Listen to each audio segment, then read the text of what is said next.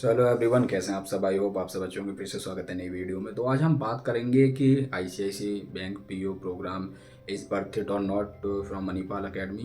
ठीक है, या मणिपाल एकेडमी से पीओ प्रोग्राम करना ठीक रहेगा या नहीं रहेगा, इस चीज़ पर आज हम बात करेंगे।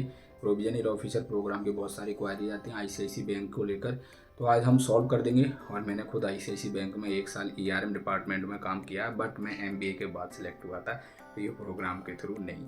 तो चलिए आज बात करते हैं ज़्यादा टाइम ना लेते हुए कि इस ICICI bank provisionary officer program is worth it और नॉट। तो एक बार ओवरव्यू भी करेंगे। आईसीआईसीआई बैंक, ठीक है, PO program by Manipal academy.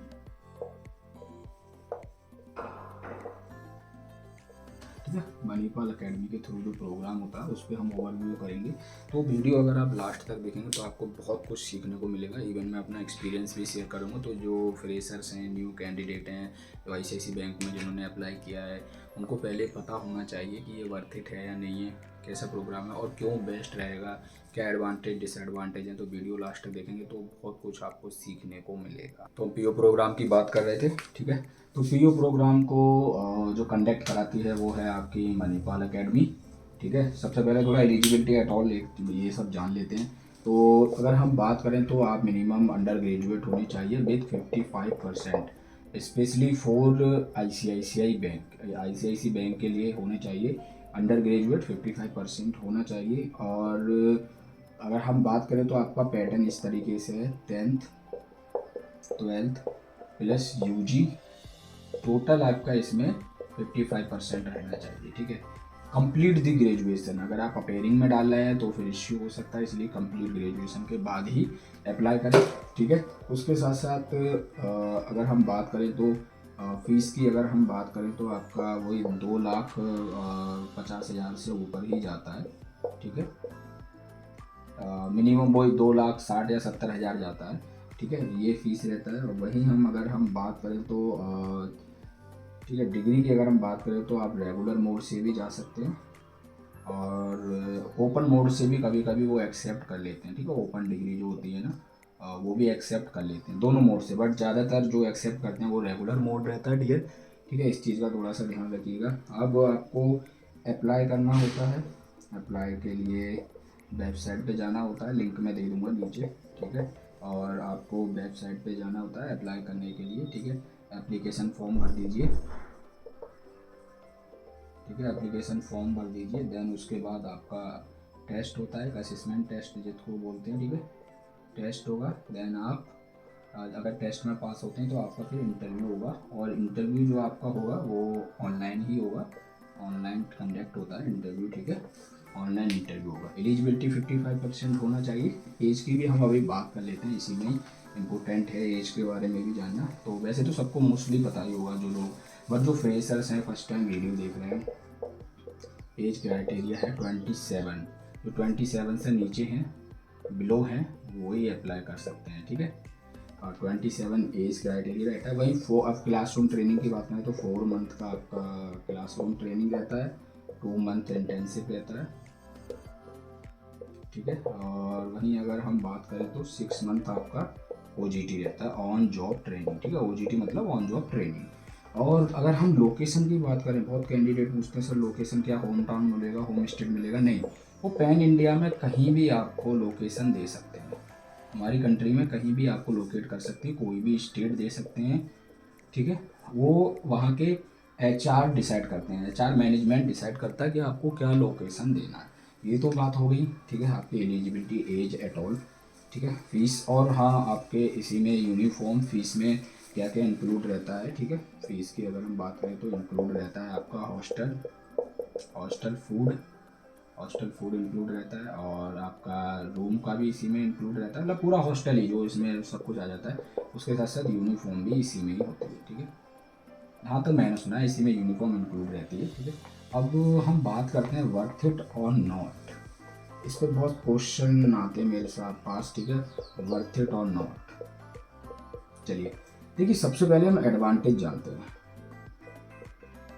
Advantages क्या हो सकते हैं? देखिए, अब आपको एडवांटेज की बात करें तो सबसे पहले आपके पोस्ट की बात करते हैं, जो ग्रेड होती है आपकी, देखिए आपको ग्रेड जो मिलती है वो मिलती है DM1, ठीक है। वहीं CTC की अगर हम बात करें तो CTC आपका होता है 5 लाख से लेकर 5.5 लाख, वेरी करता है आपकी लोकेशन वाइज, ठीक है, लोकेशन के अकॉर्डिंग ही आपका वेरी करता है, बट ये CTC होता है। अब वहीं अगर हम सैलरी की बात करें तो OGT में भी कितना भी कम तो भाई 25,000 के आसपास सैलरी आती ही आती है, ठीक है। मेरे खुद के फ्रेंड हैं और कंप्लीट के बाद आपकी 32,000 से लेकर 36,000 के बीच में सैलरी आती है, डिपेंड ऑन लोकेशन। ये एडवांटेज है। अब क्या एडवांटेज, ऐसा क्यों मैंने एडवांटेज लिखा, अगर आप आफ्टर ग्रेजुएशन डायरेक्ट जाते हैं, चलिए ये भी हम बात कर लेते हैं, तो आपको ज़्यादा से ज़्यादा ग्रेजुएशन पे एसओ ग्रेड मिलेगा, सीनियर ऑफिसर या सेल्स ऑफिसर मान लीजिए, और ज़्यादा से ज़्यादा आपका जो CTC होगा वो होगा 3 लाख। अब यहाँ पे आपकी जो सैलरी आएगी, ठीक है, एक तो ग्रेड सबसे लोवेस्ट है। अब एसओ ग्रेड अगर हायरार्की वाइज अभी मैं बताता हूँ, सैलरी आपकी वही आएगी 18,000 के आसपास, 18 से 19,000, बस इससे ज़्यादा नहीं आएगी, ठीक है। ये एसओ ग्रेड मिलता है, ठीक है। अब वहीं पे अगर हम बात करें तो वर्क प्रोफाइल होता है, यहाँ पे आपको RM, ARM या कुछ और भी मिल सकता है, ज़्यादातर RM ही मिलता है। और यहाँ पे आपको RO रिलेशनशिप ऑफिसर मिल सकता है, RM बहुत कम चांस होता है, अगर अच्छी A ग्रेड यूनिवर्सिटी से अंडर ग्रेजुएशन की है और तभी आप एलिजिबल हैं, वो भी अंडर ग्रेजुएशन में ज़्यादातर आपका जो मांगते हैं BBA, BCom, ठीक है, BCA, under graduation BTech, CSE, ठीक है। इस तरीके से अगर आपकी ग्रेजुएशन है तभी आप डायरेक्ट एलिजिबल हैं, अदरवाइज आपको प्रोग्राम ज्वाइन करना पड़ेगा, कोई चांस नहीं है। अब बेनिफिट क्या है प्रोग्राम ज्वाइन करने के, चलिए मैं एक बार आपको इसके एडवांटेज में बता रहा। देखिए एसओ ग्रेड से, एसओ ग्रेड आपका सबसे लोअर ग्रेड है, इस चीज़ को समझिए। अब हायरार्की में अगर आपको बताऊं तो यहाँ पे मैं रेड मार्कर से कॉलम बनाता हूँ, इस हायरार्की को आप लोग समझिए, बहुत ज़रूरी है। अरे मार्कर ही दोस्तों मेरा बाहर निकला है तो ठीक है, इस चीज़ को आपको समझना बहुत ज़रूरी है। अब देखिए अगर हम एक कॉलम में बात करते हैं तो लोअर, सबसे लोअर ग्रेड की अगर हम बात करें तो एसओ ही होता है, फिर इससे ऊपर AM आते हैं, फिर AM2 आते हैं, AM1, AM2, फिर आपके DM1 आते हैं। अब आप देखिए ये सबसे लोअर ग्रेड है, ठीक है, इससे अपर की ग्रेड है ये, ठीक है, ये सबसे लोअर, ये अपर की ग्रेड है, अपर चलते रहते हैं, ठीक है। अब आप सोचिए कि एसओ से DM1 बनने में आपको मिनिमम 3 to 4 ईयर्स लग जाएंगे, क्योंकि AM2 तक आप 2 साल में पहुंच रहे हैं, तो DM1 तक और 36 मंथ आप ऐड कर लीजिए, मतलब हो गया 3 से 4 साल में आप DM1 बनेंगे।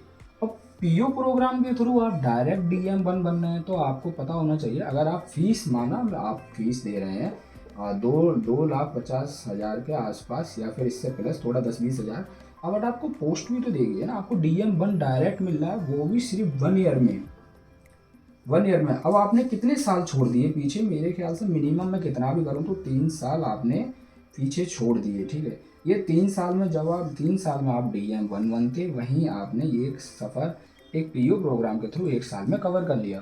तो ये एडवांटेज है कि नहीं है दोस्त, आप बताइए, ठीक है, ये आपने कवर कर लिया। अंडर ग्रेजुएशन से आप अगर डायरेक्ट जाते हो तो आपको एसओ ग्रेड मिलता है, सेल्स ऑफिसर, सीनियर ऑफिसर, वो भी कितना भी अच्छा आप यूजी कर लीजिए, एसओ से ऊपर जल्दी देते ही नहीं है।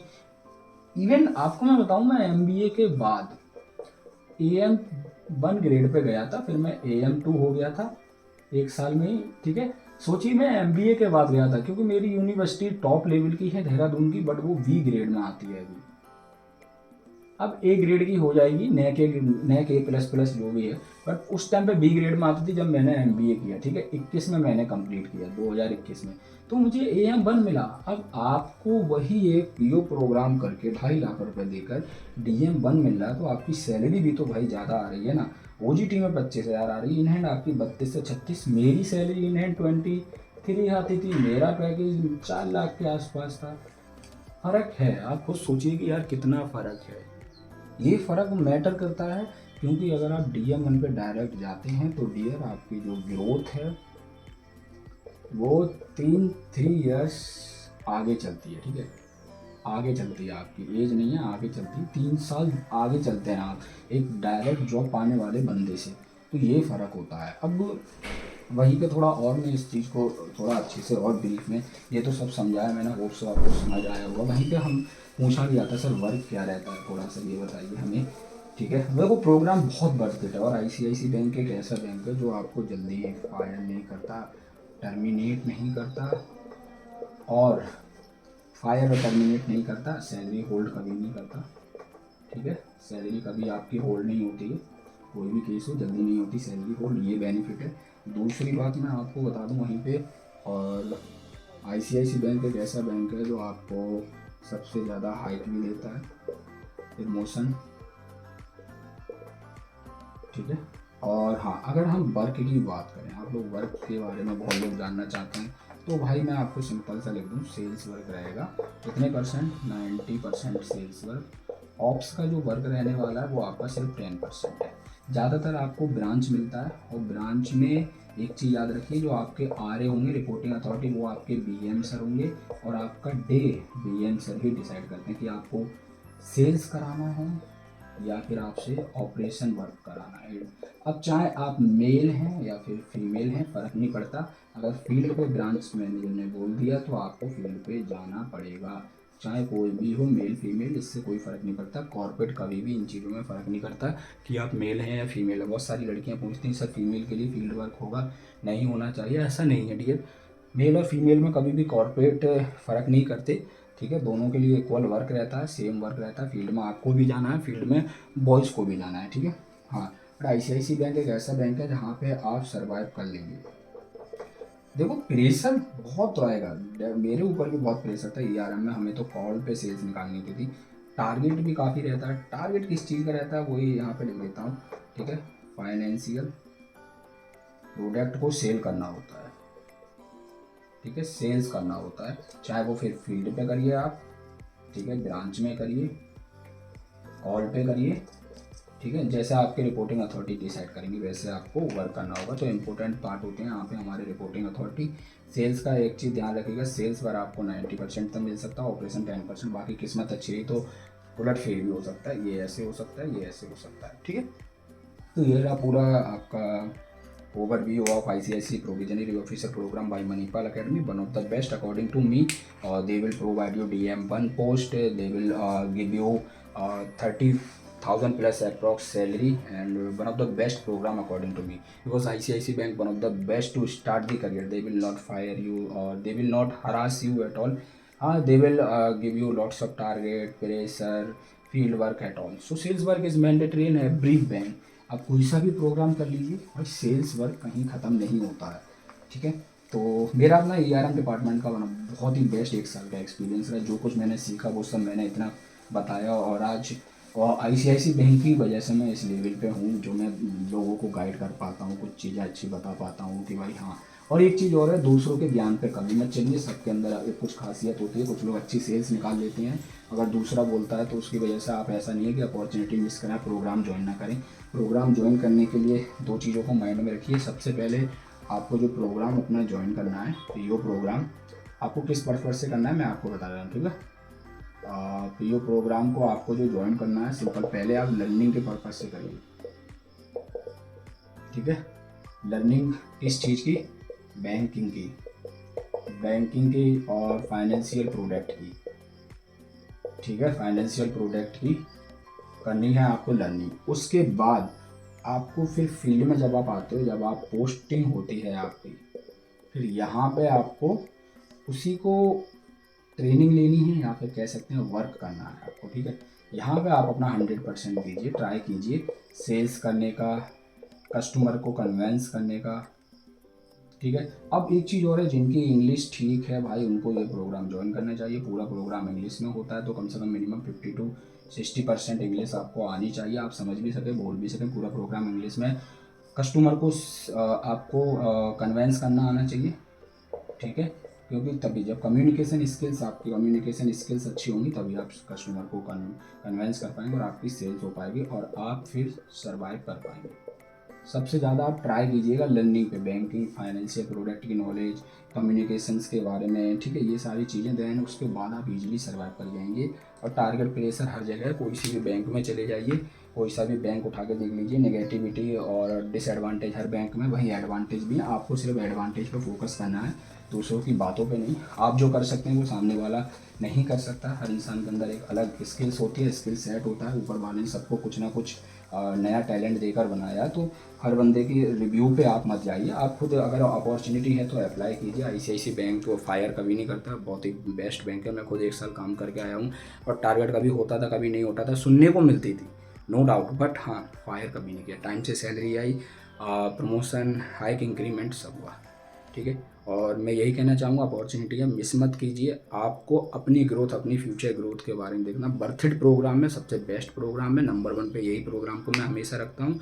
ज्वाइन कीजिए, अच्छा है। बाकी कोई क्वेरीज़ है नीचे कमेंट में लिख दीजिए, और अगर कुछ ऐड करना चाहते हैं, अपना कुछ ओपिनियन रिव्यू रखना चाहते हैं तो ज़रूर ऐड करिए, ताकि जो फ्रेशर्स कैंडिडेट हैं उनको हेल्प मिले। Thank you, all the best.